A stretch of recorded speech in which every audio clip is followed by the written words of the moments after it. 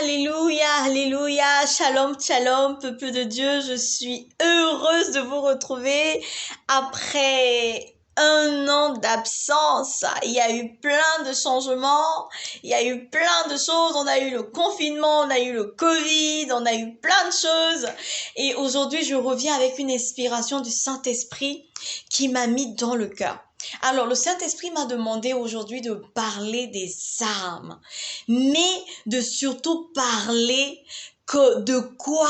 De ce qui nous déstabilise souvent, nous les enfants de Dieu. Alors, avant de commencer, nous allons prier et remettre ce moment entre les mains du Seigneur. Prions. Seigneur, je te rends grâce de ce que c'est toi qui donnes l'intelligence et la sagesse. C'est toi, Seigneur, qui permet que je sois là en ce lieu. C'est toi, Seigneur, qui me permet maintenant de parler de toi et de ce que tu m'as mis à cœur. Saint-Esprit, prends le total contrôle de toute chose qui se passera en ce lieu et fais en sorte, Seigneur, que cette parole que tu mets aujourd'hui dans mon cœur puisse toucher mon frère et ma sœur qui regardera cette vidéo.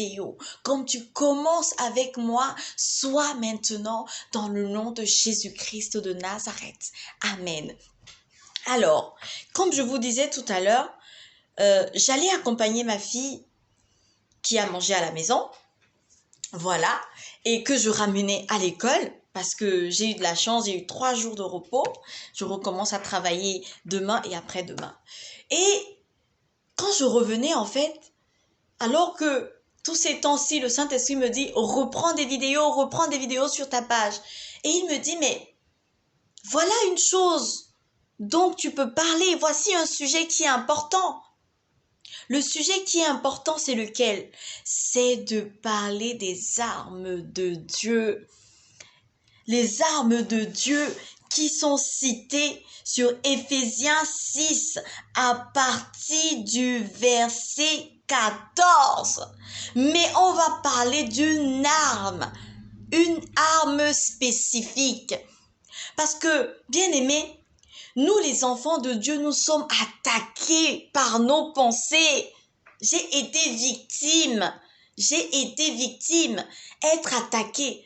Nous sommes combien à faire la prière? Mais que dès le moment où tu fais la prière, il y a des pensées qui surgissent dans ta tête qui veulent t'empêcher d'être concentré dans ta prière.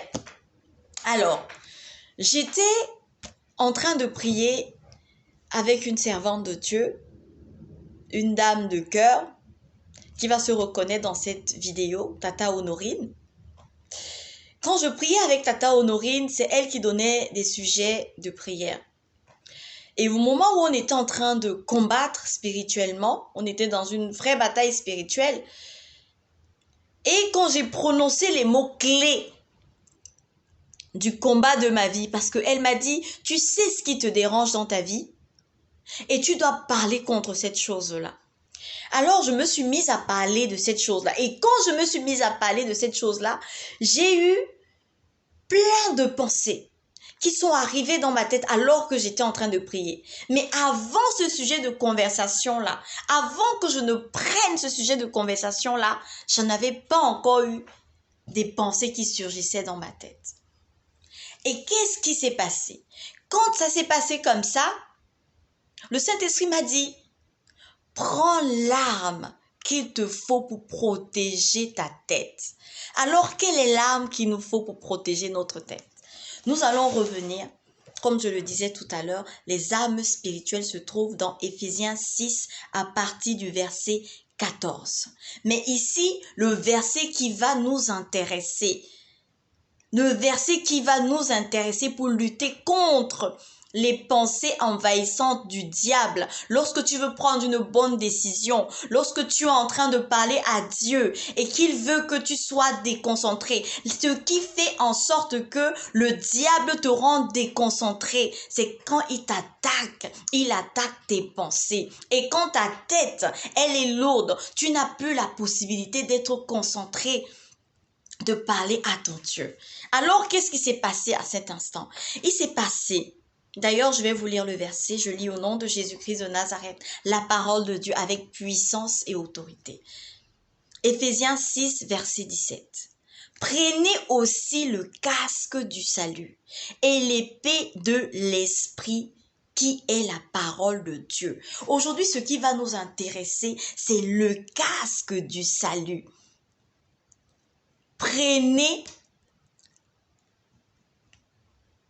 aussi le casque du salut.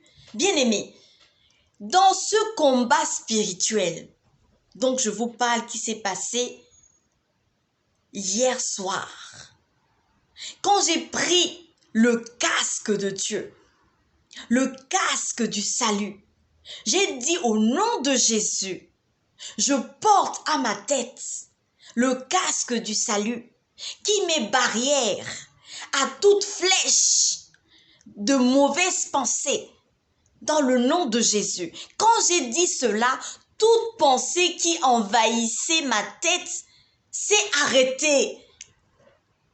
Je vous fais, c'est en même temps un témoignage que je vous fais en cet instant. C'est vraiment une révélation que je viens de recevoir. Et je sais que nous sommes nombreux à être attaqués par nos pensées.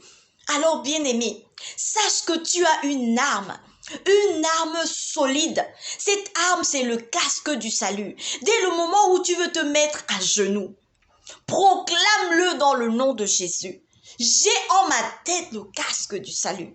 J'ai en ma tête le casque du salut qui me protège contre toute pensée mauvaise, qui convainc toute pensée en moi d'obéir à Jésus-Christ de Nazareth. Bien-aimé, c'est une arme solide que moi-même j'ai expérimentée et je ne pouvais pas me taire.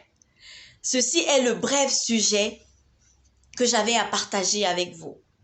Je vous souhaite de passer un excellent mois d'octobre. Je vous souhaite plein de bénédictions et de réussite dans tout ce que vous entreprendrez. Et je vais vous parler d'un autre verset biblique qui m'est à cœur. Romains 8, verset 14. Romains 8, verset 14. Alors, je lis au nom de Jésus-Christ de Nazareth. Vous devez le connaître car cela est notre identité. Alors, je lis la parole de Dieu avec puissance et autorité dans le nom de Jésus-Christ. Romains 8, verset 14. Il est écrit, « Car tous ceux qui sont conduits par l'Esprit de Dieu sont fils de Dieu. » Par le privilège que nous sommes tous fils de Dieu, nous n'avons pas d'audience à demander à personne, car nous sommes tous fils de Dieu. Pas enfants, mais fils de Dieu. Je vous souhaite un très bon mois d'octobre. Que la puissance du sang de Jésus-Christ de Nazareth soit celle qui vous guide. Que le Saint-Esprit soit votre socle. Dans le nom de Jésus-Christ. Amen.